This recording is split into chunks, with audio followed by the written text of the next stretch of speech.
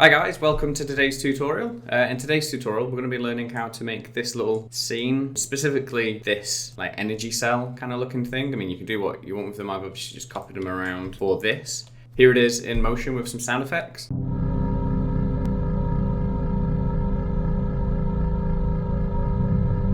Okay, so the first thing we're going to do today is be using Saber.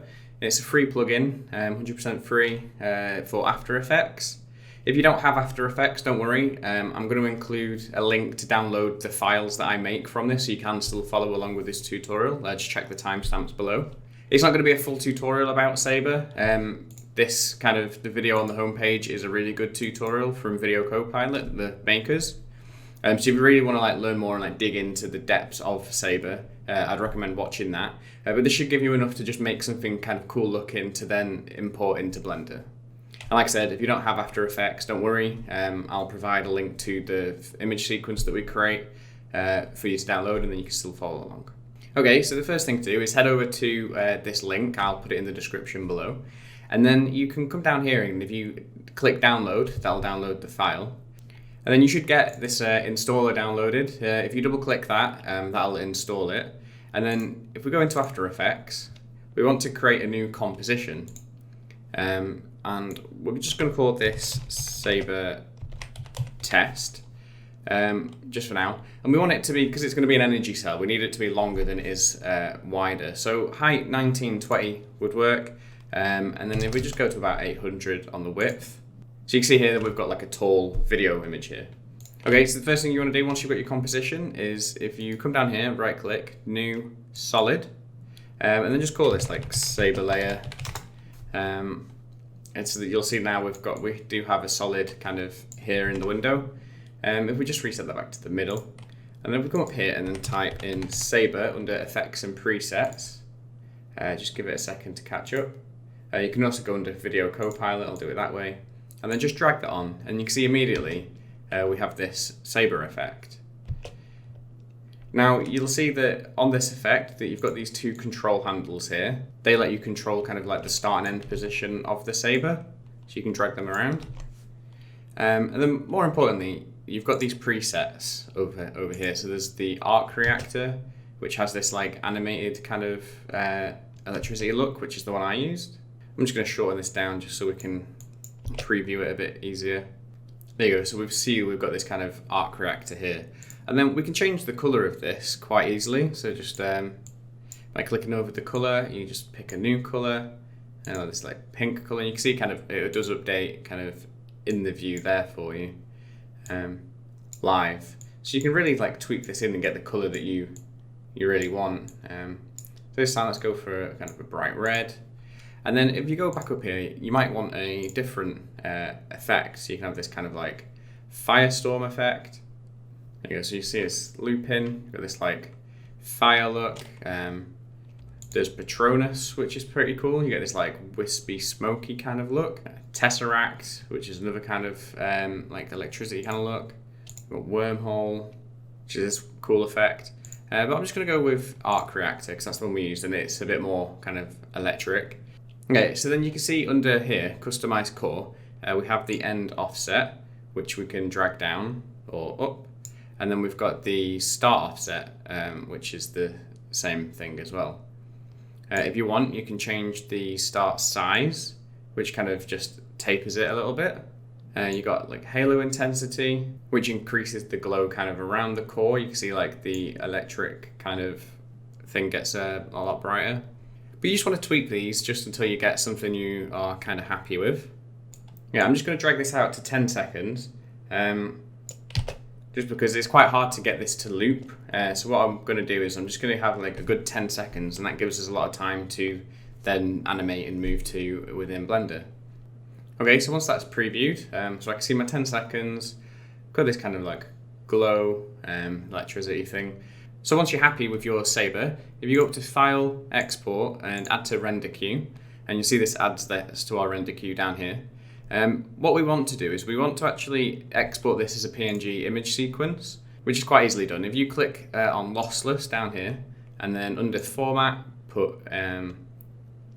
choose PNG sequence, The reason we want PNG, not JPEG, is because PNG is a lossless format, which means that it's really high quality. Where if you save it as a JPEG, you'll get like artifacts and stuff in your images. So we just want to choose PNG sequence, hit OK, and then just choose somewhere for this to go on your hard drive. So Saber render 2. Come down here. And then you'll see it's called Saber test underscore, and then these hashes, they'll just change. That's the number that's going to change depending on how many frames you output. So I can hit save, and then just click render and wait for that to render. Okay, so you can see this is just about to complete.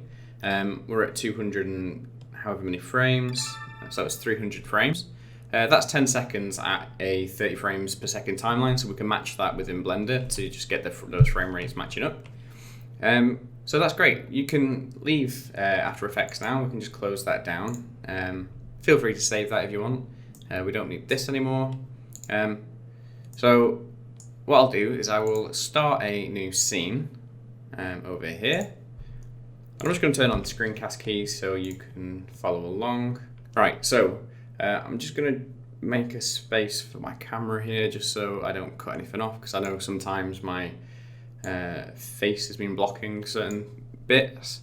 Okay, so what we're going to do is I'm just going to do the old A, X, and then delete everything. So what we want to do is let's just get the image sequence that we just created into Blender, so we can scale it and build around that. So you're going to need to come into Edit, Preferences, and then in Add-ons, make sure you've got this Images as Planes add-on checked and installed. It comes default with Blender, so you don't need to download anything, it's just there. So make sure that's checked, X off that. And then we're going to do Shift A, and then come down to Image, Image as Planes, and then we just need to navigate to where we saved our image sequence from After Effects, which I believe is in Videos, Renders, Saber Render 2, Saber Test. Okay, so we've got our Saber Test here.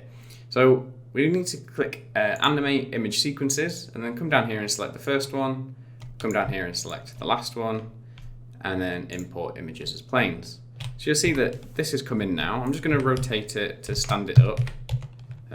So rotate it on the Z90 and then Y90, and then let's just bring it up slightly by pressing G and then Control Z, and then just snapping that up into the upwards on the Z axis. Now, if we go into material preview mode, you can see that it is there and it's working. If we press space, we can see it within the thing, but it doesn't look quite right. And there's a couple of things we have to do to change this material to make it look right. So I'm just going to keep my timeline there. I'm just going to drag out a new window, and then over here I'm going to come into the shader editor. Okay, so I'm just going to, once I've got the shader edited up, I'm just going to go over to EEVEE and then flick over to rendered mode just so we can really see what's going on here. And then the first thing we need to do with this shader is we actually want to delete the principal BSDF. Don't delete this because this is our animated image sequence. And I'm just going to turn the world settings down, just turn that off to make it all black.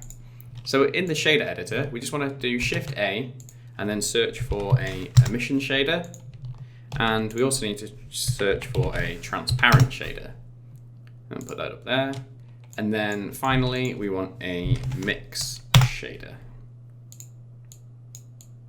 So if we plug in the emission to the bottom slot and the transparent into the top slot, and then the shader here into the surface, so we'll see we've got an emissive shader, and we want this image to control the emission here. So we just drag the color from this image sequence over to the emission tab, and you'll see that that's immediately lit up. And then just to make sure that the bits that are black are transparent and not going to show up elsewhere, we can just do, we can take the color from the Saber test into the factor of this. So you see that we've got the kind of smoke effect around the core, which you might want to control that. So that's what this transparent shader is for. So we drag in the color from the Saber test into the factor of this mix shader, and then just drag these down, and then do Shift A and then add in a color ramp, and then drop this down here into in between the image sequence and the mix shader. The reason that we need this to go into the factor of the transparent is because if we went straight into if we took the emission straight into the surface and then just duplicated this, moved it back on the X, you can see that this plane is actually black. So it's emitting here, but then it's black around the outsides, and that blocks what you're doing. As you can see, you can't see through those two planes. So we need to get rid of the black bit. And the way we do that is with this color ramp here going from the Saber into the factor of this mix shader. So you can see that our two Sabers are actually there. We can see through the black bit to the other ones, and we just keep the core. And then we can increase the strength here. And then with this emission shader, we can increase the strength as much as we want, and that brings back some of that smoke on the outside. So we can set this to like 20 maybe. If we use this color ramp, we can just kind of like tweak in how much of this fog we want around the outside. Maybe reduce the strength a little bit. Just get this just kind of how you want. I'm just going to delete the second card here, because what I want to do is I want to duplicate this where it is, so press Shift D, and then right click, so they're on top of each other now. And then if we press R, Z, and then 90, you see that we get this kind of cross effect. And what that does is if we go back into rendered mode, you can see now wherever we view this from, it's like it's a 3D object. But you can see from the top, it is just two sort of 2D planes, but it gives the illusion of a 3D image. And if we play that back, you can see that that works in real time in EEVEE.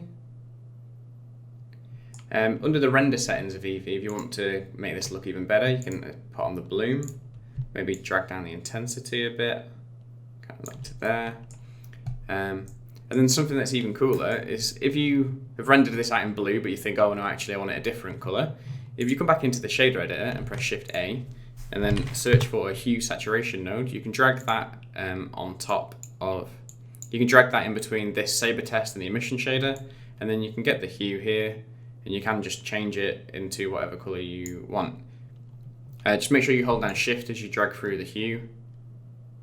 So I've rendered it out as blue, but I think, oh, actually no, I want it to be kind of this purple color. So I can do that here, and I can increase the value to make that brighter. Play with the strength of this emission shader, and get it to there. And you can see that that's now changed our beam. Okay, so the next bit is just the sort of cell that contains this, which is very quick. If we just stop that animation and go back to frame 1, we can close this shader tab just for the time being, go back into solid mode. Okay, so the first thing I want to do is add a plane. So I'm just going to scale it up by S8 just to make it a bit bigger. And I'm actually going to come up here and then turn color to random, and then cavity, swap that, check that on, swap it to both. And that just allows us to have a bit more sort of like depth to our scene. We can see things a bit more like as this goes in, it's got a bit of shadow on it. So with the cursor still in the middle, I'm just going to press Shift A, Mesh, and add in a circle. You can change down here, you can change how many vertices this has got. I'm just going to put it to 64 so we have a nice smooth kind of cylinder. And then from top view, I'm just going to shrink this down very slightly to about there. And then I'm going to press, I'm going to go over to edit mode, up to edge selection mode, and then with it all highlighted in orange, we can press E to extrude, press Z to keep it up on the Z axis, and then kind of just from this point, do what you want to kind of make a kind of tank look.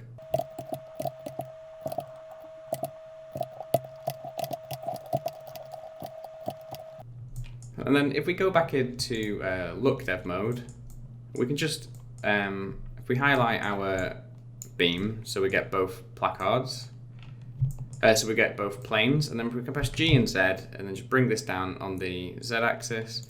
I might scale these up slightly by pressing S then Z, and we kind of want that to just go into the middle of the beam there. We want that to just go into the middle of this thing here. I'm just going to press S and Z and then just bring that in a bit.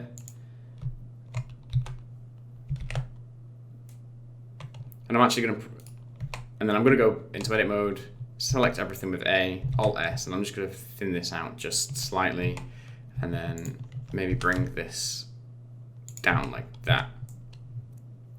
There you go.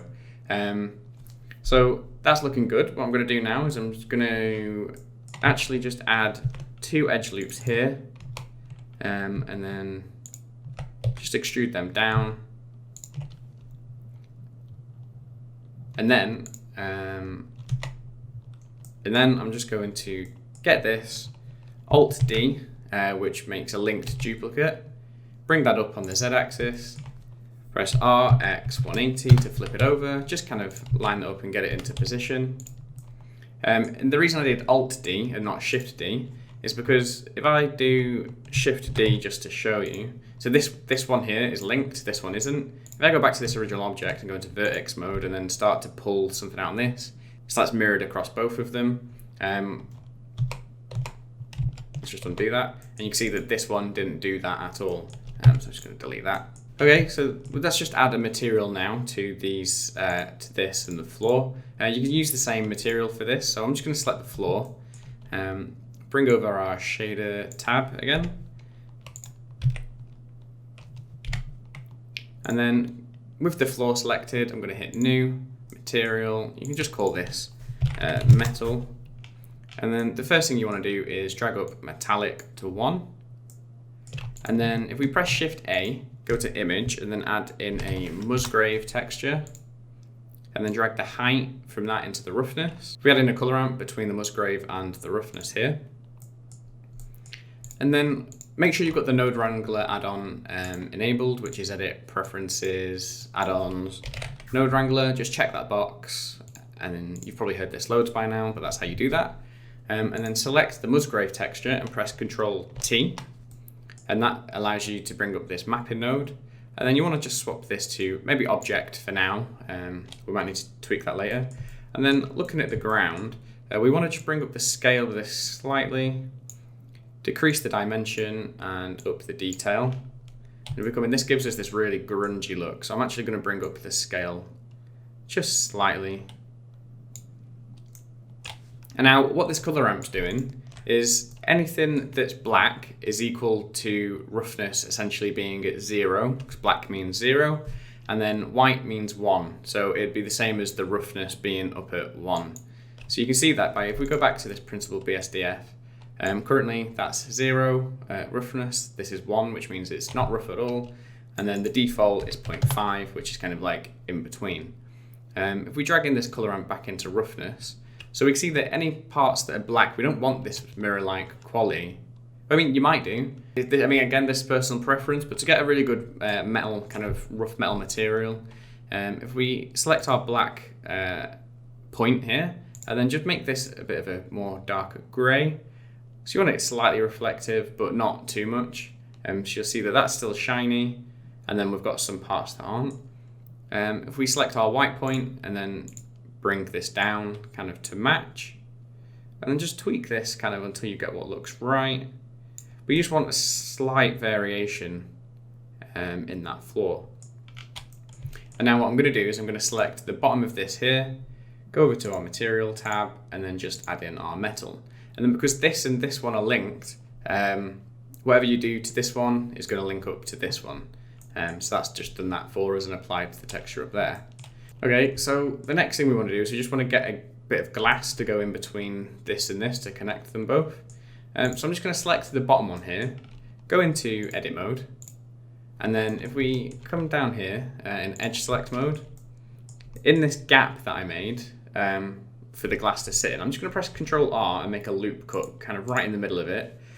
Click that there, and then press P and then separate by selection, and then go back into object mode, select that ring that we just made, and then go back into edit mode, edge mode, press A to select all of that loop, and then press EZ and just drag that up.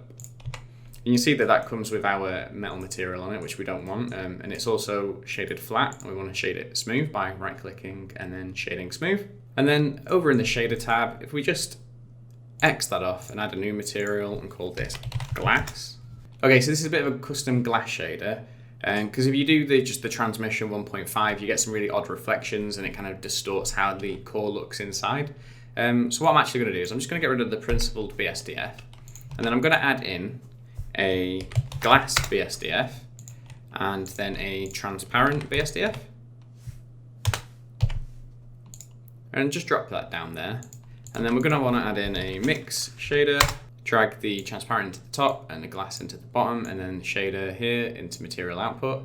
And then we're going to want to go down under the settings of this here, just scroll down, turn this to alpha blend, and then shadow mode to none, because we don't want the glass casting a shadow if we can avoid it. So you see now that we have our glass, and it's kind of a mix of the glass and the transparency. If we put that to 1.5, that is the IRO of glass, so we can put that on.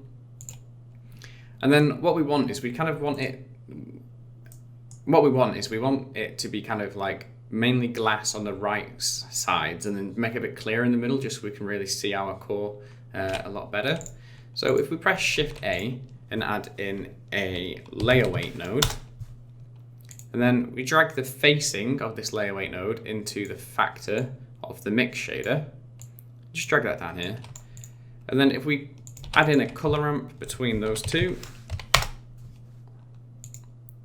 so if we control Shift and click on the color ramp, we can see here that anything that's white is going to be this glass BSDF, because again, 1 means white, and 1 on a mix shader factor is the bottom shader, and then 0, which is if you dragged this to 0, that's the top shader, 1 is the bottom shader, and then white's 1, black 0. So we drag in the color ramp back into the factor and then shader to here.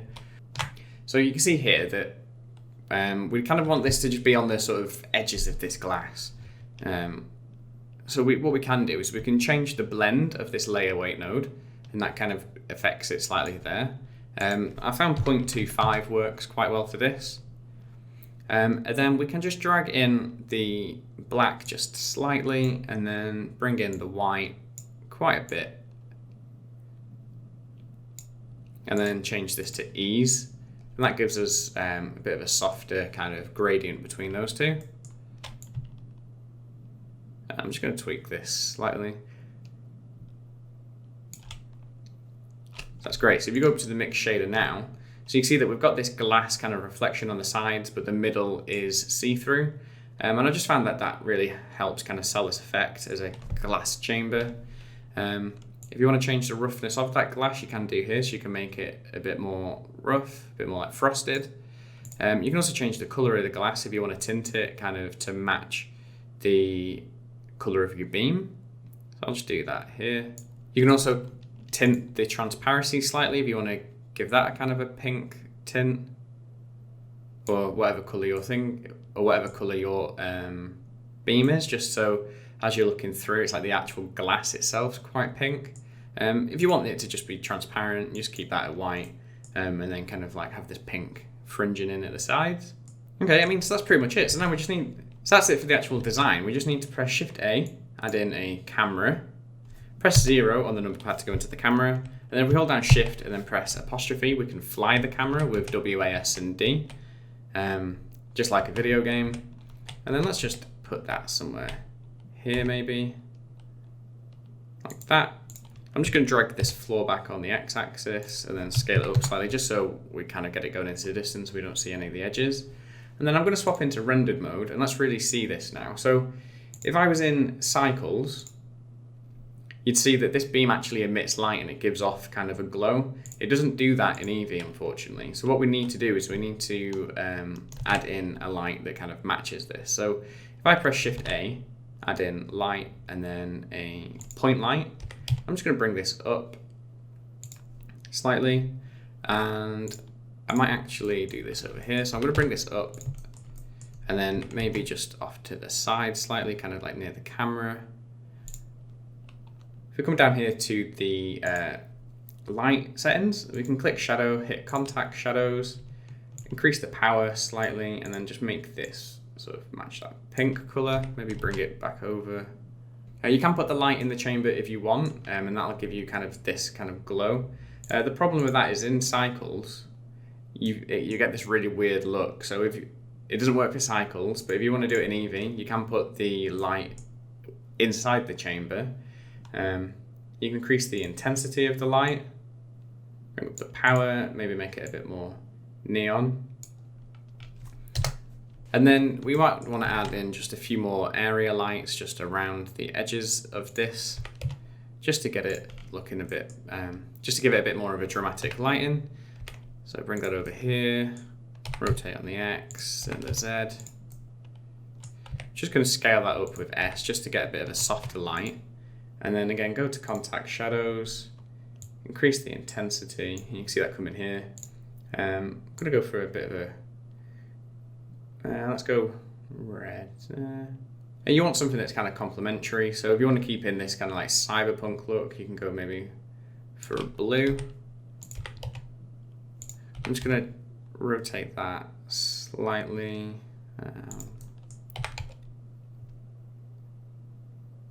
Maybe like that. And then I'm going to copy it over here, rotate it. Maybe make this a bit pinker.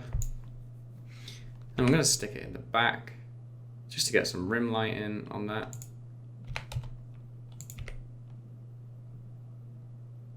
You might want to try these as a point light as well, or even a sunlight. That gets us, actually sunlights seem to work for this, so we swap them over to sunlights. You get this like quite nice soft pink glow. You can change the angle of the light to make it softer but slightly brighter. I'm going to do that for there. Maybe rotate this just over here. I mean, that looks pretty cool. Maybe change down the strength of the sunlights to sort of 15, 15, 20, 20. Okay, so you can see that this is lit now and you've got the glow from this. If you want to take it a step further, with this light selected inside, if over the power you press I to set a keyframe, and then go over to the graph editor in this window, and then drag down point, click on power, make sure power is selected. If you press the period key on the number pad, that'll take you to that keyframe. It doesn't matter where that keyframe is. For simplicity's sake, you might want to just drag it over to frame 1. Again, it doesn't matter where it is because we're going to add in a modifier. And we press N, with power selected. If we press N to bring up this side panel, go to modifiers, go to noise, and you see that it increases this noise. And what that's going to do is it's going to make this power fluctuate, but it's doing it so imperceptibly. You just want to crank the strength up on this and then maybe scroll out a bit. So we just increase the strength, maybe decrease the scale to make it flicker. And what this is going to do, it's going to make that light flicker. So you can see it now is flickering on that side. You might want to just decrease the strength, scale. There you go, you can get this like nice flicker kind of on the fringe and across the frame. And then the last thing then is if you want to make this just an animation, you can bring this to frame 1, keyframe the position of the camera, move forward to the last frame. Oh, sorry, I need to go into render settings, make this 30 frames a second, and then just take that to 300 frames. So that matches now with our with the beam of light inside there. Go to frame 300, press G, Z, Z, just move the camera forward slightly, press I, location, and if we go over to our camera view, with our camera selected, we can go to viewport display, pass part out, drag that up, and then maybe put on some depth of field. With the depth of field checked, we can get our plane, which is the image inside, which is the sort of beam, maybe increase the depth of field slightly to there. Check on ambient occlusion, drag it up slightly, got our bloom, play with the intensity just to get that look that you really want, and hit play. So you can see now our camera just slowly goes into the middle. And yeah, that's it. You can see this works in EEVEE. It works in real time, it's very nice. We've got the flickering light, that kind of like glass with the glow along it. And yeah, that's that. You can see that that's just playing along. If you like this video, make sure to subscribe and hit the bell just so you can see more of these tutorials when they get released. As always, this project file will be on my Patreon, which the link is in the description below. And if you want to see more of the kind of the experiments I'm doing, make sure to follow me on social media. I post a lot on Twitter, kind of these like behind the scenes of what I'm making. But yeah, thanks for watching. See you guys in the next one. Bye.